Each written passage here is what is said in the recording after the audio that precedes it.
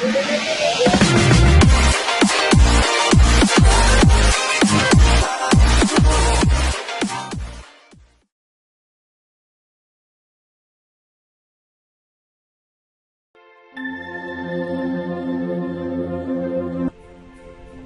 چند ثانیے رکا، پھر اسود بن علقمہ کی طرف دیکھتے ہوئے اس نے غراتی ہوئی آواز میں کہا، یاد رکھو وہ جنگ تو حزم بن سنان اور حارث بن عوف کی صلح جوئی کے باعث ختم ہو گئی تھی، لیکن اب ایسی ہی جنگ اور چھڑی تو بنو ابس اور زیبان مٹ جائیں گے۔ حزم بن سنان اور حارث بن عوف عربوں کے قبیلہ غیظ بن مرہ میں سے تھے۔ ان دونوں نے بڑی تنگ و دو کے بعد دونوں قبیلوں میں صلح کرائی کہ وہ اپنی گرہ سے بنو ابس کو 3000 اونٹ دیں گے۔ اسود میں جانتا ہوں تم اور تمہارے بیٹے پیدائشی طور پر بزدل، مکار اور شر پسند ہیں، اس لیے کہ عامر کو رک جانا پڑا کیونکہ اسود بن علقمہ کا بڑا بیٹا مغیرہ بن اسود اٹھ کر کھڑا ہوا اور اپنی تلوار سونتے ہوئے اس نے گرج کر کہا، نافع کے بیٹے، تم اس سے پہلے میرے چھوٹے بھائی جابر کو مارنے کے علاوہ قبیلے کے کئی جوانوں کو مقابلے کی دعوت بھی دے چکے ہو۔ ہم صرف اس نقطہ نگاہ سے کہ آپسی آپس میں نہ ٹکرائیں چپ اور خاموش رہے، جس کا تم نے غلط اثر لیا اور اپنی حدود سے بڑھتے رہے۔ میں پورے قبیلے کی موجودگی میں تمہیں مقابلے کی دعوت دیتا ہوں۔ میں تم پر ثابت کر دوں گا کہ بنو ابس کی بکریوں اور اونٹنیوں کے دودھ میں بزدلی کا اثر نہیں۔ عامر نے بھی اپنی تلوار کھینچ لی اور ایک طرف ہٹتے ہوئے کہا، مجھے تمہارا ہر فیصلہ منظور ہے، باہر نکل کر میرے سامنے کھلے میدان میں آؤ کہ میں تمہیں اپنی تلوار کی نوک پر رکھ کر تمہاری ماں کے دودھ یا تمہارے باپ کے خون میں کس شر انگیزی اور عیاری کا اثر ہے۔ مغیرہ بن اسود اپنے ہاتھ میں ننگی تلوار لیے لوگوں کے ہجوم سے باہر نکلنے لگا۔ عامر نے بنو ابس کے سردار وائل بن غوث کی طرف دیکھتے ہوئے کہا، اے سردار، اس مقابلے میں مارا گیا تو کوئی میرا قصاص نہ مانگے، لیکن تم فیصلہ کرو، اگر مغیرہ بن اسود میرے ہاتھوں مارا گیا تو اس کا کوئی وارث مجھ سے قصاص نہ طلب کرے گا۔ وائل بن غوث نے اسود بن علقمہ کی طرف دیکھتے ہوئے کہا، تم نے سنا عامر بن نافع نے کیا کہا ہے؟ اگر سن چکے ہو تو جواب دو۔ اسود بن علقمہ نے ہنکارتے ہوئے کہا، اس مقابلے میں جو بھی مارا گیا اس کے قصاص پر کوئی بھی اصرار نہ کرے گا۔ لوگ مقابلہ دیکھنے کے لیے بے چین ہو گئے۔ بستی کی عورتیں اپنی مکانوں کی چھتوں پر چڑھ کر اس لڑائی کا انجام دیکھنے لگیں۔ مغیرہ بن اسود ہجوم سے نکلا اور کینہ پرور اونٹ کی طرح آگے بڑھتا ہوا عامر پر حملہ آور ہو گیا۔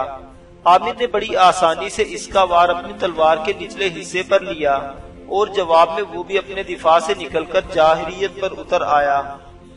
وہ ایسی رفت اور بلندی کے ساتھ حملہ آور ہوا تھا کہ مغیرہ ایک نو مشق مبتدی کی طرح الٹے پاؤں دور تک ہٹتا چلا گیا۔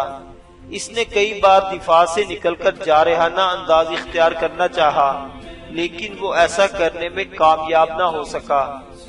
عامر ایک نئے نو طریق، ایک انوکھی نوعیت و خصوصیت اور ایک وجدانی صورت و ڈھنگ میں حملہ آور ہوا تھا۔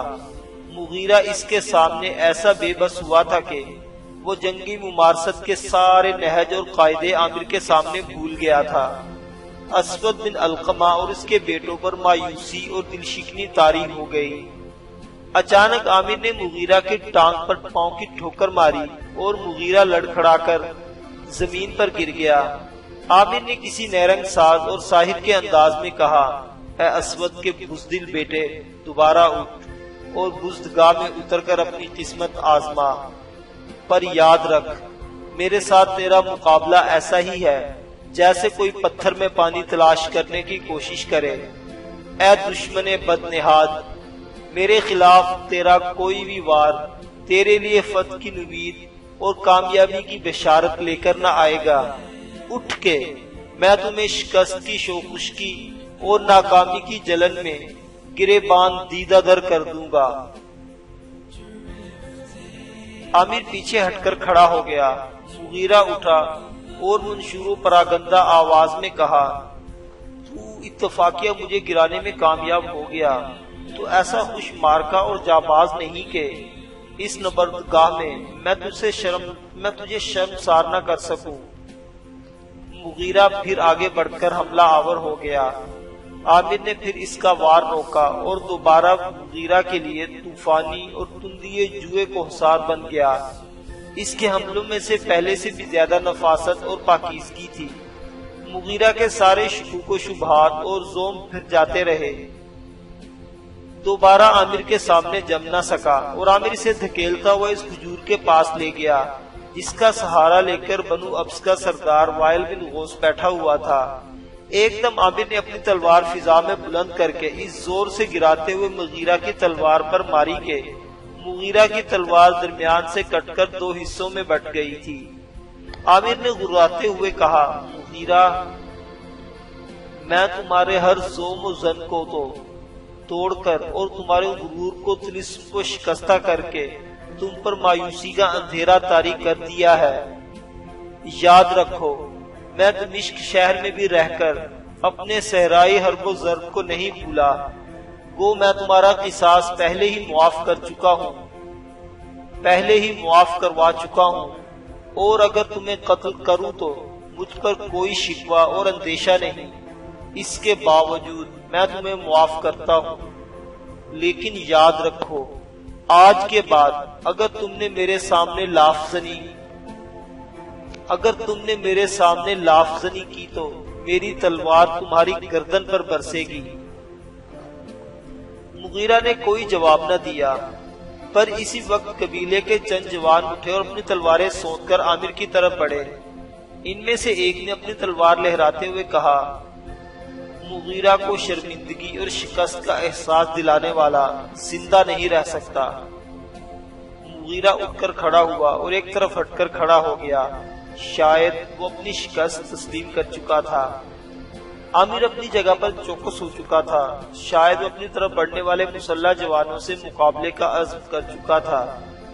اس دوران شاید وائل بن غوث کوئی فیصلہ کر چکا تھا، لہٰذا وہ اپنی جگہ پر کھڑا ہو گیا اور چنگھاڑتے ہوئے لہجے میں عامر کی طرف بڑھتے جوانوں کو مخاطب کرتے ہوئے کہا، کسی نے بھی اگر جھگڑے کو دودھ دیا تو اس سے قصاص وصول کیا جائے گا۔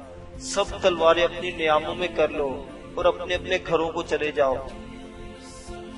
عامر کی طرف بڑھنے والے سب جوان رک گئے۔ چند ثانیوں تک وہ شکایت آمیز انداز میں وائل بن غوث کی طرف دیکھتے رہے، پھر وہ اپنی تلواریں نیام میں کرتے ہوئے اپنے گھروں کو چلے گئے۔ کھجوروں تلے بیٹھے ہوئے بنو ابس کے لوگ بھی اٹھ کر کھڑے ہوئے اور عامر کے خلاف خسر کرتے ہوئے اپنے اپنے گھروں کو لوٹنے لگے۔ عمر بن کعب نے عامر کے پاس سے گزرتے ہوئے غسیلی اور کھا جانے والی نگاہوں سے دیکھا، پھر زہر آلود آواز میں اس نے کہا، بہتر ہے کہ تم کہیں اور چلے جاؤ۔ میرے لیے باعث آر ہے کہ میرے بھائی کا بیٹا دشمن قبیلے سے تعلقات استوار کرے۔ عامر نے کوئی جواب نہ دیا، وہ اسی طرح اپنی تلوار مضبوطی سے پکڑے کھڑا رہا۔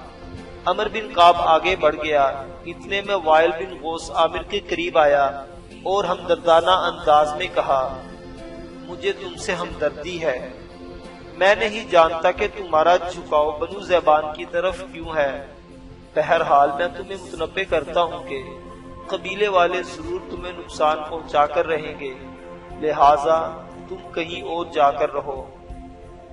وائل بن غوث بھی آگے بڑھ گیا۔ عامر چند لمحوں تک وہاں کھڑا رہا۔ جب ساری بستی کے لوگ گھروں میں داخل ہو گئے تو عامر اپنے گھوڑے پر سوار ہوا اور گھر جانے کی بجائے وہ اپنے باغات کی طرف جا رہا تھا۔ شام کے دھندلکے جب تاک جھانک کرنے لگے اور سورج غروب ہونے کے لیے مغرب کی طرف سرخ ہو کر جھک گیا تھا، نقیب اور سعد بنو ذیبان کے سردار سالم بن عقبہ کی حویلی میں داخل ہوئے۔ اس وقت سالم اور اس کا بیٹا ولید صحن میں بیٹھے ہوئے تھے۔ ان کے قریب ہی نائرہ مٹی کے چولہے کے پاس بیٹھی ہوئی کھانا تیار کر رہی تھی۔ نقیب اور سعد دونوں کے چہرے اترے ہوئے تھے اور دونوں سالم کے پاس مسحری پر آ کر بیٹھ گئے۔ سالم نے ازراہ ہمدردی پوچھا، کیا وجہ ہے؟ تم دونوں آج افسردہ اور ملول ہو۔ نقیب نے بکھری بکھری آواز اور پراگندہ لہجے میں کہا، ہم دونوں بری خبر لے کر آئے ہیں۔ عامر کا پتہ نہیں چل رہا کہ وہ کدھر گیا ہے۔ کام میں مصروف نائرہ کے ہاتھ رک گئے۔ اس کے چہرے پر غم کی گہری پرچھائیاں بکھر گئی تھی۔ وہ عجیب سی وحشت میں نقیب اور سعد کی طرف دیکھ رہی تھی۔ سالم نے فکرمند آواز میں پوچھا، یہ کیا ہوا عامر کو؟ کہاں گیا وہ؟ نقیب نے دکھی لہجے میں کہا، تھوڑی دیر قبل میں نے سعد کو اس کا پتہ کرنے بھیجا تھا۔ مجھے فکر تھی کہ نائرہ کو اغوا ہونے سے بچانے پر بنو ابس اس کے خلاف حرکت میں آئیں گے۔ اب سعد یہ خبر لایا ہے کہ نائرہ کو اغوا سے بچانے والا عامر جب بستی میں گیا تو بستی کے سب لوگ جمع تھے، جن کی موجودگی میں وائل بن غوث نے اس سے باز پرس کی۔ اس نے نصر بن اسد کے تجارتی قافلے کو لوٹنے سے بچانے کے علاوہ نائرہ کو اغوا ہونے سے کیوں بچایا؟ سالم نے درمیان میں بولتے ہوئے کہا، یہ باتیں سعد سے کس نے کہی؟ اس بار نقیب کی جگہ سعد نے بولتے ہوئے کہا، میں اس کی بستی میں گیا تھا۔ اس کا بھائی عدنان اب مجھے پہچانتا ہے۔ اس نے ہی مجھے یہ سب باتیں کی ہیں۔ عامر سے باز پرس کے دوران اسود بن علقمہ کے بڑے بیٹے مغیرہ نے بھی عامر کو مقابلے کی دعوت دے دی، جس پر عامر نے مغیرہ کو ذلت آمیز شکست دی۔ اس کے بعد بستی کے کئی جوانوں نے مسلح ہو کر عامر پر حملہ کرنا چاہا، لیکن وائل بن غوث نے انہیں روک دیا۔ اس کے بعد لوگ اپنے اپنے گھروں کو چلے گئے، پر وائل بن غوث اور عامر کے چچا عمر بن کعب نے واضح الفاظ میں عامر سے کہہ دیا ہے کہ وہ بستی کو چھوڑ کر کہیں اور چلا جائے۔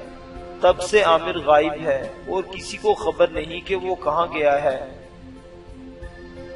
سالم نے فکرمند آواز میں پوچھا، تم کس وقت گئے تھے وہاں؟ سعد نے اپنے سر پر امامے کے پیچ درست کرتے ہوئے کہا، میں اس وقت سیدھا عامر کی بستی سے آ رہا ہوں۔ سالم نے گہری سوچوں میں ڈوبتے ہوئے کہا، عامر کہاں جا سکتا ہے؟ وہ نادان ہے، اسے سیدھا ہماری طرف آنا چاہیے تھا۔ اب اس نے ہمیں بے چینی میں ڈال دیا ہے، اور شاید اس نے اپنے ذہن میں یہ مفروضہ قائم کر لیا کہ ہم اسے بوجھ تصور کریں گے۔ خدا کی قسم، اگر وہ یہاں آ جائے تو میں اسے اپنا بیٹا جان کر اس کی حفاظت کروں گا۔ میرا دل کہتا ہے وہ اپنے باپ کا انتقام لینے کے لیے دمشق کی طرف چلا گیا ہوگا۔ اتنے میں بستی کی مسجد سے مغرب کی اذان سنائی دی۔ سالم نے نقیب، سعد اور ولید کی طرف دیکھتے ہوئے کہا، آؤ پہلے مغرب کی نماز ادا کریں، اس کے بعد بیٹھ کر عامر کے متعلق سوچیں گے۔ وہ چاروں اٹھ کر بستی کی مسجد کی طرف چلے گئے۔ نائرہ نے بھی جلدی جلدی مغرب کی نماز ادا کی۔ اس کے بعد وہ ہرنی کی طرح پھلانگتی ہوئی جبل ہلال کی اس چوٹی کی طرف بھاگ رہی تھی جہاں اس نے عامر کے ساتھ مغرب کی نماز کے بعد روزانہ ملنے کا عہد کر رکھا تھا۔ نائرہ اپنی پھولی ہوئی سانس کے ساتھ جب جبل ہلال کی چوٹی پر آئی تو وہ اداس ہو گئی۔ وہاں عامر نہیں تھا۔ وہ ایک پتھر پر بیٹھ کر انتظار کی لذت اور آرزوؤں کی مگن میں کھو گئی۔ چاروں طرف بے قرار سناٹا چھایا ہوا تھا۔ جھینگروں کی مدھم اور پرسوز نغمے فضاؤں میں ایک نیا وجدان پیدا کر رہے تھے۔ نائرہ نے ابھی تھوڑی دیر ہی انتظار کیا تھا کہ وہ چونک پڑی۔ اسے ٹاپوں کی آواز سنائی دی تھی۔ وہ اپنی جگہ کھڑی ہو گئی۔ ٹاپوں کی آواز ہر لمحہ قریب ہوتی جا رہی تھی۔ پھر چند ہی ثانیوں بعد اس کوہستانی چوٹی پر ایک سوار نمودار ہوا۔ نائرہ پہچان گئی، وہ عامر تھا۔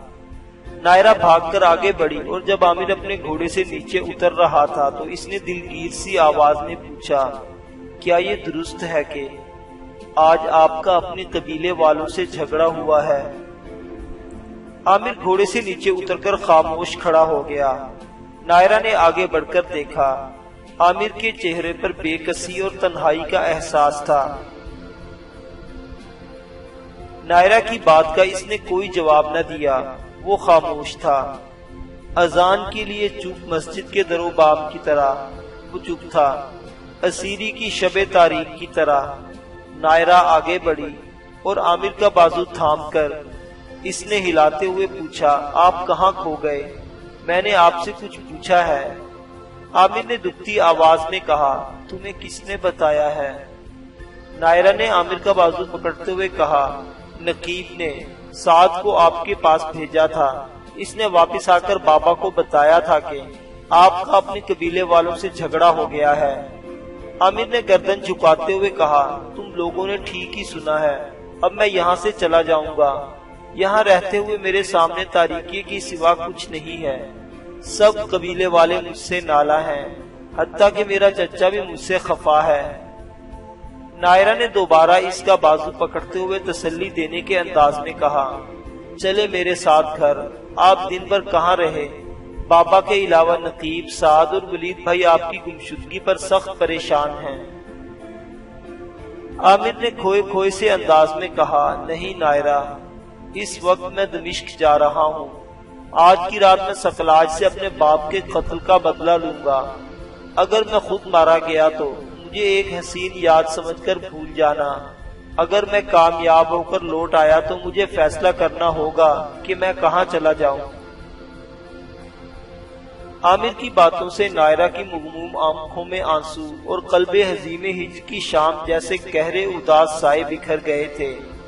इसने शोरश मुतफक्किर आवाज में पूछा, यहाँ से निकलकर आप कहाँ जाएंगे? आमिर ने गर्दन झुकाते हुए कहा, फिल वक्त मेरे सामने दो रास्ते हैं। अव्वलन, मैं हलब के हुक्मरान इमादुद्दीन के लश्कर में शामिल होऊंगा। सानियन, मैं इस सरहदी ताजिर नसर बिन असद के पास चला जाऊंगा, जो मुझे कई बार अपने पास आने की दावत दे चुका है। मैं इन दोनों सूरतों में से हम एक दूसरे से बिछड़ जाएंगे। नायरा ने रोती हुई आवाज में कहा, मैं आपको तन्हा और अकेला ना जाने दूंगी। मैं आपको एक बेबस और बेखानुमा मुसाफिर का सा एहसास ना होने दूंगी। आप मेरे हम कफो हम अना, मेरे अनीसो खलील हैं। आप जहां भी जाएंगे मैं आपके साथ जाऊंगी। आमिर ने कुछ सोचते हुए कहा, नहीं नायरा, मैं गरीबुल वतनी में तुम्हें अपने साथ घसीटना नहीं चाहता। ताहम मेरा वादा है कि जब मैं कहीं अपने पाँव जमा लूंगा तो वापस लौटूंगा और तुम्हारे बाबा से मांगकर अपने साथ ले जाऊंगा। नायरा तायरे पर बंद की तरह गमगीन और पतझड़ की रुत की तरह अफसुर्दा हो गई थी। आमिर ने इसका शाना पकड़कर झिझोड़ते हुए कहा, नायरा अब तुम घर जाओ। अगर मैं आज इंतकाम लेने में कामयाब हो गया तो आज रात ही तुम्हारे घर लौट आऊंगा। इसके साथ ही आमिर ने अपने घोड़े पर सवार हुआ। नायरा चौंक कर इसे देखने लगी थी। आमिर ने अपने घोड़े को एड़ लगा दी। जब वो ढलान में उतरकर निगाहों से ओझल हो गया तो नायरा सर झुकाए अपने घर वापस जा रही थी।